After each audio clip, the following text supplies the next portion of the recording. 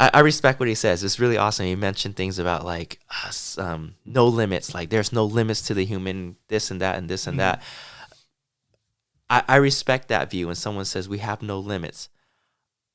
I also see a side where there's a beauty to limits because like the other day, like or the other time, me, you, and Livix was talking about death. And when know your limit, you get creative. And the prime example I use, and I know not everyone gets it, but I think you might, the Super Nintendo. That is my go-to. They are only 16-bit. If it's anything else, someone correct me. They are only 16-bit. The PlayStation came out while the Super Nintendo was there, and whoever was working on the Super Nintendos went, no, I want to push it. I want to push it. And what happened? Donkey Kong Country came out. Killer Instinct came out. How the hell did they manage to get 3D onto a cartridge? They added a chip into the cartridge. That's cool. And it's not true 3D. And they were able to find a way to mimic 3D.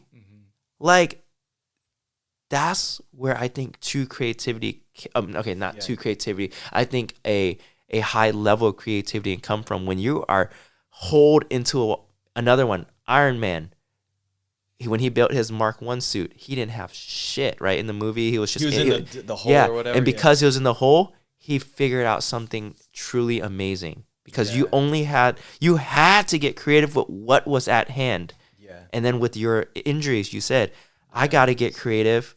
I learned backspin because of a torn meniscus. I couldn't do anything. And I was like, I was all sad and stuff. And then I just like laid on my back.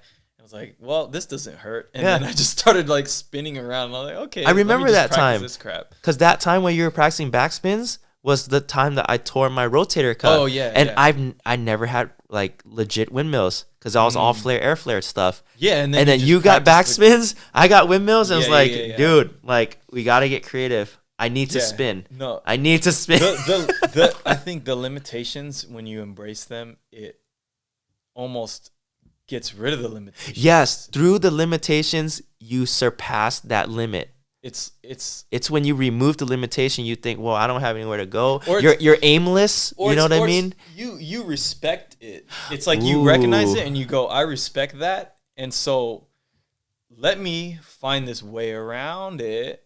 In a creative way, but I'm respecting it. It's there. I can't. It's something that I have no control over. I'm going to do everything. I'm still going to do what I'm going to do, but I'm respecting it. It's there. Yeah, and every time you get close, you push it a little. You're like, ooh, what if I? Oh, let's see. Yeah, exactly. Oh, well, you're not pushing it. You're pushing yourself. Yeah. Oh, yeah. See, so maybe when someone says no limits. You know what? They're essentially saying the same thing. It's a more simplified version, and it makes sense. Like to get your point across, like what we were talking about, like earlier, about selling a pitch. We got to keep it simple. We got to keep the details out. So when someone maybe told me no limits, that's the basic form of it. But when we write our 10-page, then we go into all this. So, yeah, we're all saying the same thing, man. Like Livik yesterday when he was saying, you just got to find his passion. He's got to find his passion so that he can... with his cousin? Yeah, something like that. And I was saying value. And then I was like, remember the thing I said about the communication, 65% body language, 35% delivery, and then 7% content. That's what communication is composed of. Yeah, communication is composed of. And me and Livik said, he said passion, I said value. But we knew what we meant because of the delivery. Like, we didn't need to correct each other. Yeah. Like, we got to a point where, like, hey, we're saying the same thing. It is, yeah.